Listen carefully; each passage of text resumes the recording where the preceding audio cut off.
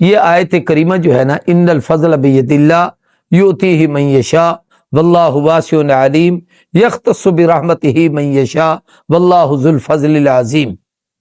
اس آیت کے متعلق عاملین جو مختلف قرآنی آیات سے عبادات اور معاملات کے حوالے سے عمل بتاتے ہیں کہ اس کام کو فلاں چیز کے لیے پڑھ لو، اس کا یہ فائدہ ہوتا ہے، فلاں کام کے لیے پڑھو، اس کا یہ فائدہ ہوتا ہے، تو انہوں نے ایک عمل لکھا ہے اس پر کہ اگر چاند کے نئی جمعرات کو یہ آیت کریمہ لکھ کر اگر عورت ہے تو بائیں بازو پر، مرد ہے تو دائیں بازو پر اس تعویذ کو باندھے بھی صحیح اور اس آیت کا ورد کرتا رہے تو اس کی شادی کے اسباب جلد پیدا ہو جائیں گے۔ یہ اس کے لیے ہے جس کی شادی نہ ہوئی ہو، اور اس کا یہ ہمارے دین پور کے جو پیر صاحبان ہیں نا جی، ان کے ہاں ایک